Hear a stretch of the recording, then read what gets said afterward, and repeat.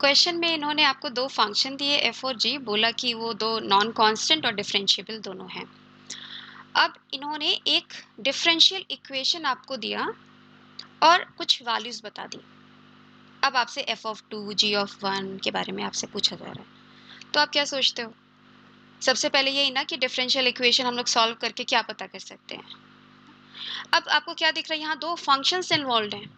Okay, normally आप क्या करते हो, वेरिएबल्स को सेपरेट करने की कोशिश करते हो, बट यहाँ पे दो फंक्शंस इन्वॉल्व हैं, तो हम फंक्शंस को सेपरेट करने की कोशिश करेंगे, है ना। ट्राई करते हैं। F prime of x is equal to, अब f of x minus ji of x है, बट ये एक्सपोनेंट में है, तो हम ट्राई करते हैं इनको सेपरेट आउट करने के लिए। ऐसा कर सकते हैं, प्रोडक्ट, जब प्रोडक्ट करते हो तो एक्सपोनेंट्स ऐड हो जाते हैं। ये आ गया।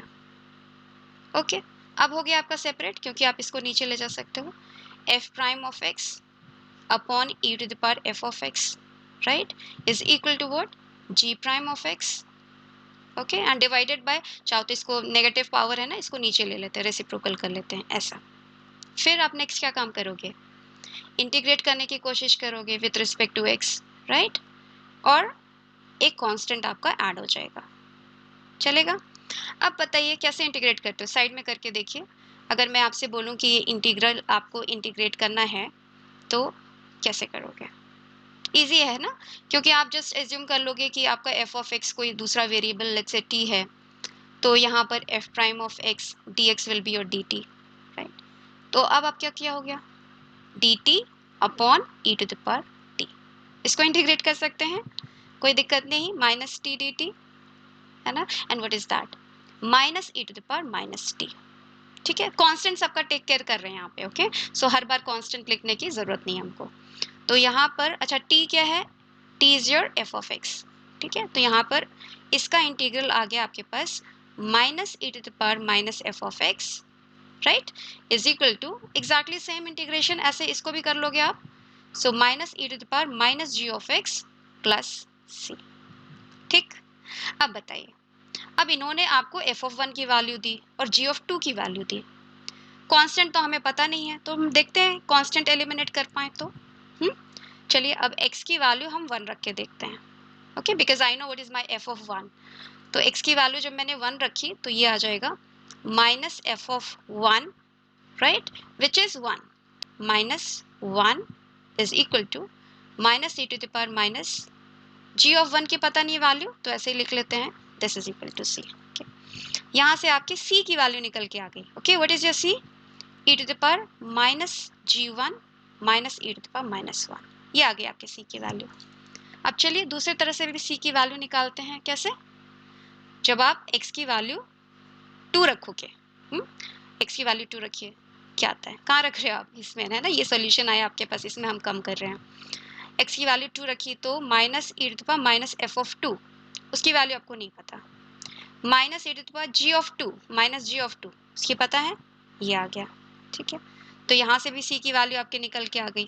ओके, क्या आया, e to the power minus 1 minus e to the power minus f of 2, हो गया ना। अब दोनों को इक्वेट कर देते हैं, आपका c क्या हो जाएगा, एलिमिनेट हो जाएगा, क्योंकि दोनों ही c की वैल्यूज हैं। चलिए इक्वेट करते हैं, तो आ गया आपके पास e to the power minus g of 1 minus e to the power minus 1 is equal to e to the power minus 1 minus e to the power minus f of 2। Okay, अब क्या किया जाए, पूछ क्या रहा है आपसे, g ऑफ 1 के बारे में पूछ रहे हैं ना, c और d ऑप्शन देखिए, g ऑफ 1 के बारे में पूछ रहा है, और यहाँ f ऑफ 2 नहीं है। ट्राई करते हैं हटाने की, तो इस इक्वेशन में e to the power minus g of 1 is equal to, है ना, इनको दूसरे साइड लेके चलते हैं। ओके, क्या है आपके पास 2 times e to the power minus 1 minus e to the power minus f of 2, ये नहीं चाहिए ना हमको टर्म, तो क्या करें, एक्सपोनेंशियल है, हमेशा पॉजिटिव होता है ना, किसी भी चीज़ से आप कुछ पॉजिटिव निकाल रहे हो वो चीज़ तो हमेशा छोटी हो जाएगी e to the power minus 1 से, है ना, कोई पॉजिटिव चीज़ अगर निकाल रहे हो तो ये तो पक्की बात है। अब आपको g ऑफ 1 के बारे में चाहिए बात करनी है, तो आप log ले लीजिए, log एक इंक्रीजिंग फंक्शन है, इनइक्वालिटी डिस्टर्ब नहीं होगी, तो log ले लेते हैं, तो क्या आता है, log of this will be just g of minus 1। ठीक है, इज लेस देन, यहाँ पे log लीजिए, log of 2 minus 1 times log of e। ठीक है, log ऑफ e की वैल्यू तो 1 है आपकी, okay, because this value is 1 है ना, log e is 1 because base भी e है इसका।